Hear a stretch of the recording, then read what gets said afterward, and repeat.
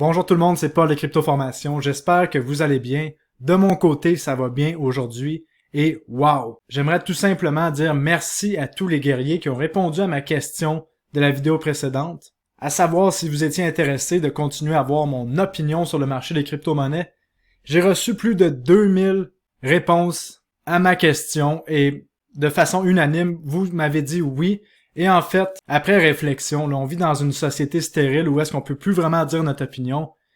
Et je pense que ça fait du bien d'entendre quelqu'un qui dit vraiment ce qu'il pense. Donc, je vais continuer de le faire. Et merci pour tous les commentaires encore une fois. Donc, dans la vidéo, on va parler du meilleur moment pour acheter les altcoins dans un marché baissier. Parce qu'en ce moment, dans un marché baissier, faut pas se le cacher, au niveau des altcoins, au niveau du Bitcoin, il existe encore certains arguments qui peuvent dire qu'on n'est pas dans un marché baissier, mais de mon côté, je pense qu'à partir d'ici, on est mieux de protéger notre risque et se mettre dans la mentalité que ça prendrait une nouvelle vraiment surprenante pour voir le marché des crypto-monnaies repartir à la hausse rapidement pour le long terme et déjà aller chercher les sommets historiques. Par contre, en ce moment, tous les indicateurs court terme sont survendus, donc le scénario du rebond est toujours possible. Et le scénario le plus probable jusqu'à maintenant, si on se fie au cycle passé, c'est qu'on a encore plusieurs semaines soit de marché de côté ou de marché baissier, où est-ce qu'on pourrait voir les altcoins descendre encore plus bas. Donc dans la vidéo, je vais vous expliquer quels sont les risques, quels sont les meilleurs endroits selon les cycles précédents qu'on a vus et selon moi pour acheter des altcoins. Et la vidéo, c'est vraiment pas pour vous faire peur, c'est vraiment pour vous montrer une réalité, puis je pense que je me dois de vous montrer cette réalité-là. Parce que d'un côté, ça peut faire peur, se dire qu'on va continuer de baisser, mais d'un autre côté, ça va nous donner des opportunités maximales dans les prochaines semaines ou les prochains mois pour bâtir un portfolio si on a vraiment une correction qui se poursuit. Et pour les gens qui sont rentrés dans le marché en 2021, la plupart des gens n'ont pas vraiment connu c'est quoi avoir des crypto-monnaies ou des altcoins à bas prix. Et bien si on s'en va vers le worst case scénario, une répétition de ce qu'on a vu en 2018, ben on va connaître c'est quoi avoir des altcoins à bas prix. Et je vais vous montrer dans la vidéo où est-ce que c'est les meilleurs endroits pour en accumuler et en acheter de nouveau, pour perdre le moins de temps possible. Parce qu'en ce moment, si vous êtes investisseur, il n'y a pas de problème de faire du DCA. Par contre, je mettrai un bémol, de faire du DCA, du Dollar Cost Average dans la baisse, peut être une idée. Par contre, si vous êtes un investisseur de ce genre-là qui achète dans les baisses, faut être conscient que ça peut prendre 1 an, 2 ans avant que vous voyez les nouveaux sommets historiques sur certains altcoins de qualité. Et il y a plusieurs altcoins qui ne reverront jamais les sommets historiques qu'ils ont atteints en 2021-2022. Et là, je vous invite vraiment à écouter la vidéo du début à la fin, parce que je suis pas en train de dire que les crypto-monnaies vont crasher jusqu'à zéro. Je suis en train de dire que potentiellement, il y a des bonnes opportunités qui s'en viennent. Et je vais vous dire mon opinion au fil de la vidéo avec quelques subtilités. Et je pense toujours que sur le moyen long terme, les crypto-monnaies s'en vont vers le haut. Mais sur le court terme, si on fait une réplique du cycle de 2018, on peut voir des altcoins beaucoup plus bas. Donc si la vidéo vous intéresse, mettez un like maintenant. Et n'oubliez pas de mettre un commentaire parce que j'aime toujours vous lire. Et encore une fois, n'oubliez pas que je ne suis pas un conseiller financier, je ne suis qu'un gars dans son bureau qui analyse des chartes, qui parle de crypto-monnaies, qui est là pour vous éduquer, vous donner des idées pour réfléchir à vos investissements, mais c'est vous qui êtes responsable de tout ce que vous faites avec vos investissements. Donc, dans la dernière vidéo, je vous avais dit que j'attendais un rebond sur les marchés et c'est ce qu'on est en train de voir au niveau du S&P 500, le marché des actions. On a vu plus de 8% de gains en quelques jours, donc un excellent rebond pour le marché des actions. Et si on regarde du côté des crypto-monnaies, ben je m'aurais attendu à avoir un rebond aussi qu'elle a nous mener au moins autour des 34-35 000 $. C'est pour ça que je devais dessiner la flèche ici, et qu'ensuite probablement on serait parti pour une autre jambe baissière, mais là en ce moment les crypto-monnaies nous montrent des signes de faiblesse assez extrêmes, parce que lorsqu'on voit le marché des actions monter et le marché des crypto-monnaies descendre, ça veut dire que vraiment là les gens ont perdu confiance pour l'instant et n'achètent pas des crypto-monnaies, en tout cas du Bitcoin. Et en plus de ça, le Bitcoin, c'est la seule crypto-monnaie qui tient son prix en ce moment parce que les autres altcoins sont en train de se faire défoncer. Donc, est-ce qu'on peut encore croire au rebond que j'ai parlé dans la vidéo précédente? Ben ça, tout reste possible parce qu'on peut avoir des montées dans un marché baissier. Mais là, pour l'instant, ça regarde pas bien. Mais par contre, dans la dernière année, le Bitcoin aurait été un bon joueur de basket parce qu'il nous fait des feintes, comme par exemple ici, il nous faisait semblant de faire un breakout vers le haut, on est allé vers le bas. On a vu l'inverse qui s'est passé l'été passé, on a vu encore un faux breakout en novembre, un faux breakout au mois de mars, même chose au mois d'avril, et là en ce moment on est dans un bon marché. Est-ce qu'on va avoir encore des faux signaux? Ben c'est une possibilité en ce moment, avec ce marché très vicieux pour les traders, contrôlé par les institutions. Donc la vidéo d'aujourd'hui va être dédiée aux altcoins, donc toutes les crypto-monnaies sauf le Bitcoin, parce qu'en ce moment il y a un réel risque que les choses dégringolent au niveau des altcoins pour les prochaines semaines. Et je vais vous expliquer la raison de mon raisonnement par rapport au cycle de 2018. Parce qu'en 2018, lorsqu'on a eu le crash du Bitcoin, on a vu le Bitcoin qui avait un certain support à un moment donné autour des 6000 $, alors que les altcoins continuaient de descendre. Et là, on dirait que c'est la même chose qu'on est en train de voir. Et vous vous souvenez de la prédiction que j'avais faite selon le cycle de 2018, que j'avais superposé au cycle de 2021. Ça nous menait à un sommet de marché autour de novembre 2021. Et puis par la suite, on allait avoir une correction de marché. Et ben, c'est ça qu'on est en train de voir. Finalement, on a pratiquement une répétition jour pour jour du cycle de 2018. Donc, jusqu'à preuve du contraire, il faut se fier qu'on va avoir le même genre de problème qu'en 2018 au niveau des altcoins.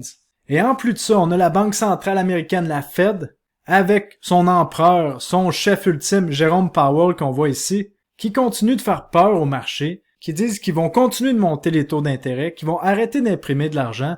Et malheureusement, tant et aussi longtemps que la Fed va continuer de monter les taux et ne pas imprimer de l'argent, on va voir les crypto-monnaies descendre et tous les actifs à risque descendre, même si on a un rebond court terme sur le marché des actions en ce moment.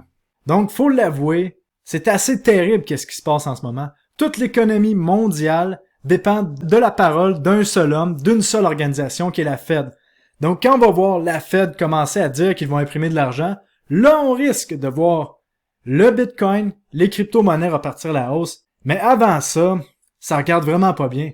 Et sur la chaîne, je vais continuer de suivre la Fed et je vais vous expliquer qu'est-ce qu'ils disent. Et si à un moment donné, on a un changement de direction, un 180 au niveau de la Fed, ben je vais vous prévenir. Et là, peut-être qu'on va avoir de nouveau un vent dans le dos sur les crypto-monnaies. Et j'aimerais vous donner une leçon importante, là. En ce moment, pour tous les gens qui culpabilisent, là, qui pensent à ce qu'était leur portfolio lorsqu'on était au sommet historique et qui arrêtent pas de se flageller, là, qui pensent qu'ils sont des mauvais investisseurs, ben enlevez ça de votre tête. En 2018, c'est une erreur que j'avais faite. Je regardais mon sommet historique et je me dis « Oh non, je suis à X% de mon sommet historique. » Mais ça sert à rien de faire ça. La seule chose qu'on peut faire maintenant, c'est regarder le portfolio qu'on a maintenant et agir dessus. Et c'est ça la mentalité de guerrier que j'essaie d'instaurer. C'est qu'on n'est pas là pour se plaindre, avoir peur ou paniquer. On a le portfolio qu'on a maintenant et on agit avec. Et ce genre de leçon d'investissement-là, ça s'apprend pas à l'école, ça s'apprend quand on est dans les tranchées, quand on est dans le marché, quand on est investi, quand on a vraiment de l'argent dans le marché. Parce qu'on a beau apprendre n'importe quoi de façon théorique, tant qu'on n'a pas mis de l'argent dans le marché, l'apprentissage ne va pas être aussi bon, l'apprentissage va pas être aussi profond. Et là, on a un apprentissage assez violent, disons. Et une autre chose, de passer de la mentalité de bull market, donc de marché haussier à marché baissier, ça demande de faire un switch dans notre tête et aussi, surtout, de changer certains comportements. Donc, à la place d'être dans un mode buy the dip, si on est trader, et vendre dans la montée si on est investisseur, ben là, dans un marché baissier, c'est l'inverse. Si on est investisseur, on passe en mode DCA. Et si on est un trader, ben on passe en mode vendre chacune des montées, chacune des rallyes qu'il va avoir au niveau des crypto-monnaies. Donc, tant aussi longtemps que la Fed ne change pas de politique monétaire, c'est ça qu'on risque de voir au niveau des crypto-monnaies, malheureusement. Et ce, même si on voit des nouvelles exceptionnelles, comme on voit ici le fonds A16Z, un fonds de venture capital qui lance un fonds de 4,5 milliards pour investir dans les crypto-monnaies, dans le Web 3.0. On a vu des centaines de millions rentrer dans des projets de crypto-monnaies. Mais malgré tout descend. Pourquoi? Ben, c'est parce que là, la peur est dans le marché. Et là, on a passé de surévaluer et on va aller chercher le sous-évalué au niveau de la plupart des crypto-monnaies. Et même si des crypto-monnaies qui en ce moment sont à leur vrai prix en termes de valeur, surtout au niveau des altcoins, parce qu'on risque de voir de plus en plus d'investisseurs capituler. Et quand on capitule, qu'est-ce que ça veut dire? Ça veut dire qu'on vend nos altcoins, qu'on vend nos crypto-monnaies. Et ça fait descendre le prix. Et c'est là qu'on a des aubaines. Et qu'est-ce qu'il faut comprendre avec les altcoins, là? C'est qu'on surfe des narratifs, on surfe des vagues spéculatives. Et habituellement, lorsqu'on a une vague spéculative qui commence dans les crypto-monnaies, c'est le Bitcoin qui va mener la charge. Et là, tant et aussi longtemps qu'on voit pas le Bitcoin recommencer dans une tendance haussière, on ne verra pas les altcoins avoir une montée solide. Et là, je vais vous montrer un graphique que j'ai couvert à plusieurs reprises dans le passé, mais ça vaut la peine de le voir encore. À la fin d'une montée spéculative du Bitcoin, par exemple, le Bitcoin avait atteint un sommet de marché à la mi-avril, on a vu les altcoins qui, un mois après, eux, la ligne bleue, ont atteint leur sommet de marché court terme, alors que le Bitcoin faisait son dead cat bounce, qu'on voit ici la ligne orange. Donc les altcoins surperforment le Bitcoin à la fin de cycle. Au dernier cycle en novembre, pratiquement tout le marché avait eu son sommet en même temps. Par contre, les altcoins avaient quand même surperformé le Bitcoin dans la première correction, comme on voit ici, on parle de 21%, alors que le Bitcoin, dans la même période de temps, avait corrigé de plus de 31%. Donc, à la fin de pousser haussière, c'est les altcoins qui vont venir qu'à dominer le marché. Et l'autre exemple le plus flagrant ici, c'est en décembre 2017, lorsque le Bitcoin avait atteint son sommet de marché autour des 20 000 $, les altcoins ont eu leur sommet de marché en janvier, comme on voit ici la ligne bleue. Donc, quand on arrive en fin de marché, les altcoins surperforment, mais à l'inverse, lorsqu'on a un début de marché haussier, les altcoins accusent souvent un certain retard sur le Bitcoin en général parce que les gens sont plus frileux à investir dans des actifs plus à risque dans les crypto-monnaies, déjà que d'investir dans le Bitcoin reste un actif volatile pour des gros investisseurs. Et qu'est-ce qu'il faut comprendre, c'est que les altcoins finalement sont comme avoir une position levier sur le Bitcoin. En tout cas, les altcoins de qualité. Parce que lorsque le Bitcoin monte, on voit les altcoins monter mais avec un plus gros pourcentage. Et lorsque le Bitcoin descend, on voit les altcoins descendre avec un plus gros pourcentage. Et là, avant d'aller voir des chartes vraiment importantes, j'aimerais juste vous montrer la stratégie ici que j'ai eu sur la chaîne que je vous ai expliqué. On a été haussier sur la chaîne depuis 2020 jusqu'au sommet en novembre 2021. Ensuite de ça, je vous ai expliqué que je vendais des positions ici sur les altcoins et ici en mi-décembre, qui était quand même pas si pire comme jeu parce qu'on avait défoncé certaines moyennes, la moyenne des 50 derniers jours entre autres sur le Bitcoin, et en plus de ça, le cycle nous disait qu'on arrivait potentiellement à la fin du marché. Ensuite de ça, j'ai recommencé à être bullish ici dans la consolidation qu'on a vue. Et malheureusement, je me suis trompé. Le marché est parti vers le bas. Donc, lorsqu'on est venu briser la ligne de tendance qu'on voit ici en rouge, j'ai revendu la plupart des positions que j'avais achetées dans la consolidation ici à perte. Mais c'est pas grave parce qu'il y a toujours une autre opportunité en crypto-monnaie. Et lorsque le marché commence à descendre, ça je l'ai appris à la dure en 2018, ça va beaucoup plus bas qu'on peut penser. Et pourquoi, lorsqu'on a brisé la ligne de tendance ici rouge et la ligne de support verte ici, je suis tombé beaucoup moins haussier sur le marché? C'est parce que c'était un support important. En plus de ça, on voyait le Black Swan de Luna qui faisait des dommages au marché des cryptos. Donc de revendre dans cette section-là faisait du sens pour moi, parce que selon moi, on risque d'aller plus bas maintenant qu'on a défait cette structure de marché-là. Et une structure de marché, en fait, un marché, faut voir ça comme un humain. Plus vous absorbez des chocs, des coups, plus c'est long avant de remonter. Et là, on vient de se prendre quelques bons coups dans la gueule. En plus de ça, on a défait des supports importants. Et après plusieurs chocs, autant physiques qu'émotionnels, un humain, ça y prend un certain temps de convalescence, mais c'est la même chose pour le marché. Et on va aller voir ça dans les prochaines chartes. Allons voir les chartes importantes. En ce moment, on voyait la charte de toutes les crypto-monnaies excluant le Bitcoin. On va aller voir une autre charte importante qui nous dit que pour les altcoins, ça risque de mal se passer pour les prochains moments. On voit ici la charte Ethereum versus Bitcoin qui vient de briser son canal haussier vers le bas.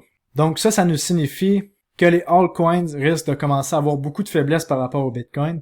Et je vous rappelle qu'on peut jamais exclure une montée dans un marché baissier. C'est sûr que potentiellement, il va y avoir des belles montées dans les prochaines semaines, mais là, pour l'instant, la tendance est vers le bas. Donc, il faut être conscient de ça. Et potentiellement que si le marché des actions continue de monter, ça risque de tirer éventuellement les crypto-monnaies vers le haut de façon temporaire. Donc, pour les gens qui n'ont pas pris des profits, ça peut être un bon moment pour prendre des profits et avoir quelques stablecoins de côté.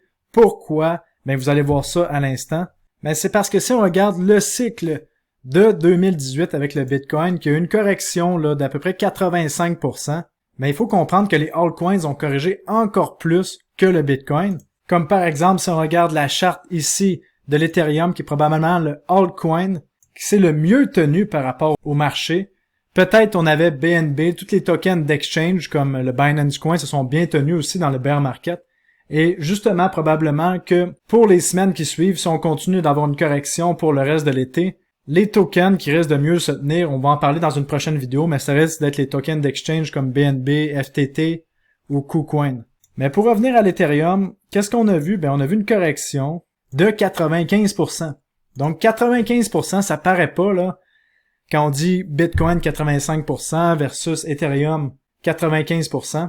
Mais la différence est énorme. Si on regarde ça, si vous aviez un investissement de départ de 100$, ben, si vous aviez du Bitcoin, vous perdez 85% de votre investissement. Si vous avez acheté au sommet, là, il n'y a pas grand monde qui réussisse à acheter le sommet, mais ça arrive.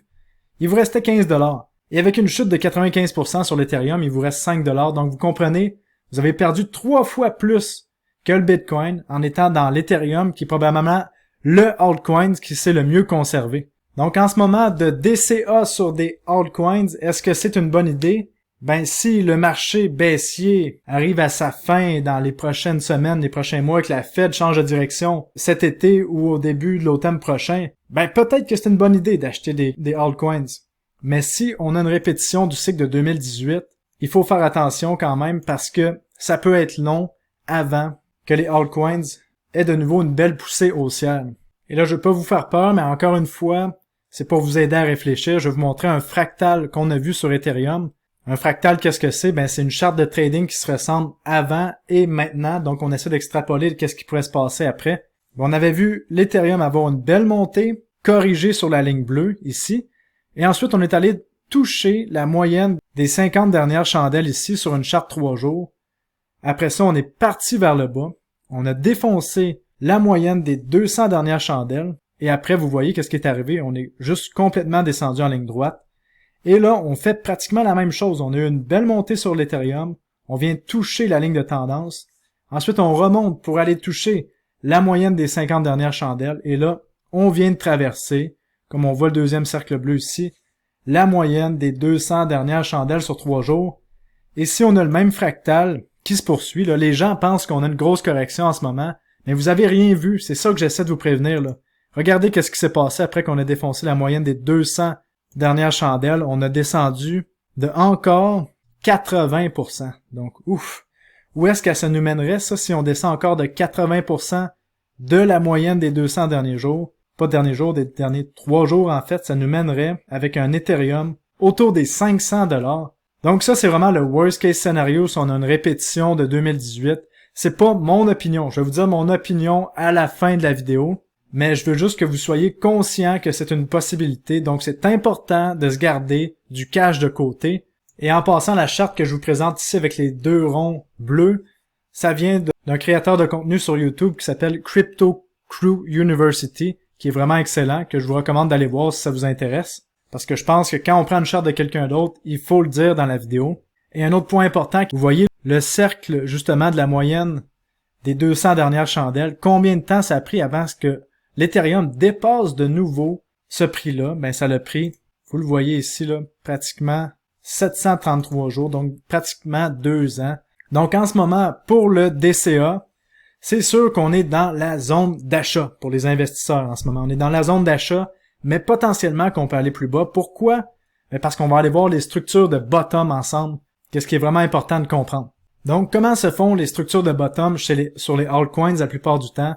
Ben, on voit une longue consolidation complètement plate pendant des mois et des mois et des mois avant que le Bitcoin recommence à prendre de l'énergie. Et là, tranquillement, les altcoins vont monter et vont laguer, donc être derrière le Bitcoin. Donc, on va voir le Bitcoin repartir en force et les altcoins repartir vers le haut par la suite. Donc, première chose qu'on a besoin, c'est de voir une consolidation comme on voit ici. Où est-ce que la plupart des investisseurs se désintéressent des crypto-monnaies, pensent que c'est de la merde, ils pensent même plus. Et là, lorsqu'on a enlevé la plupart des investisseurs, tout à coup, les crypto-monnaies repartent vers le haut. Et ces mêmes investisseurs qui ont vendu et qui se sont désintéressés parce que c'était tellement long, la consolidation, se trouvent à racheter plus haut.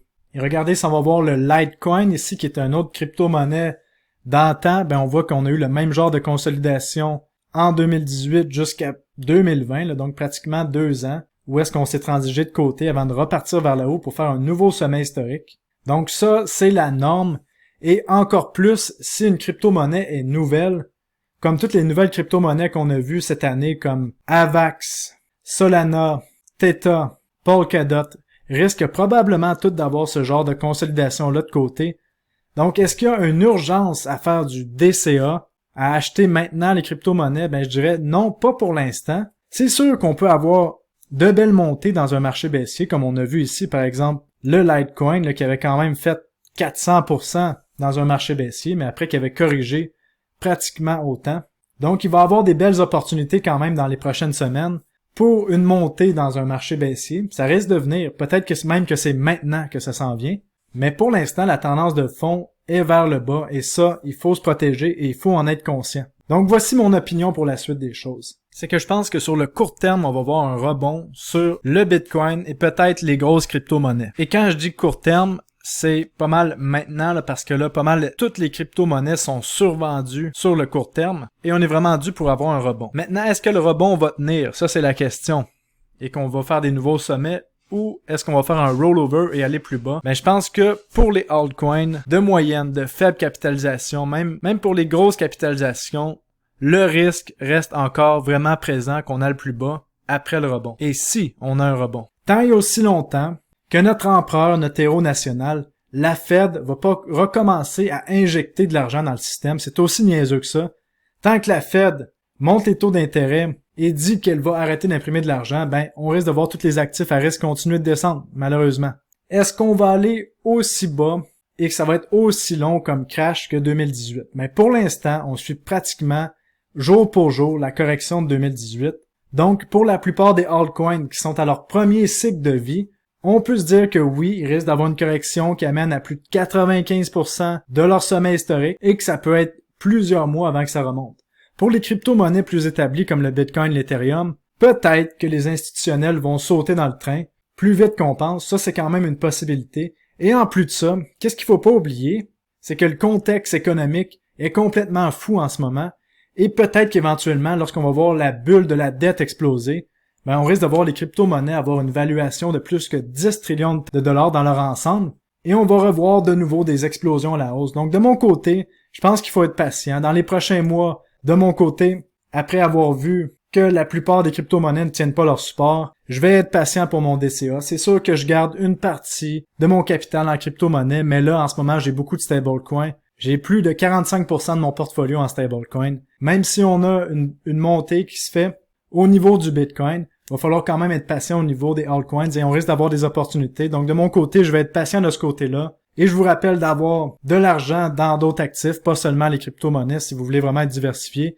Et pour terminer, j'aimerais vous parler des cycles qu'on a vus. Comme vous vous souvenez, j'en ai déjà parlé de cette charte-ci. Les premiers cycles sur les crypto-monnaies nous donnent du x1000, comme on a vu Bitcoin en 2013, Ethereum en 2017, Solana en 2021, ou Theta, ou AV, ont toutes fait du entre x200 et x1000 sur leur premier cycle, parce qu'on sait que le Bitcoin est né en 2009, l'Ethereum en 2014, le Solana, Theta, Avax, ça c'est tout né autour de 2018, 2019, 2020, et c'est pour ça que c'était leur premier cycle en 2021, leur premier cycle haussier. Le deuxième cycle, comme on a vu Bitcoin en 2017, ça nous donne entre x50 et x100. Donc potentiellement que les crypto-monnaies qui ont du bon sens, comme AV, Avax, Solana, peut-être pas Solana, il y en a beaucoup de problèmes avec leur blockchain, ou Theta, ben, lorsqu'ils vont arriver à leur bottom, on risque au prochain cycle de ces altcoins-là d'avoir un x50 à x100. Pour le troisième cycle, comme on a vu le Bitcoin en 2021, on a fait à peu près un x20. C'est ça qu'on risque de voir Ethereum au prochain cycle. Lui, il parle de 2024-2025.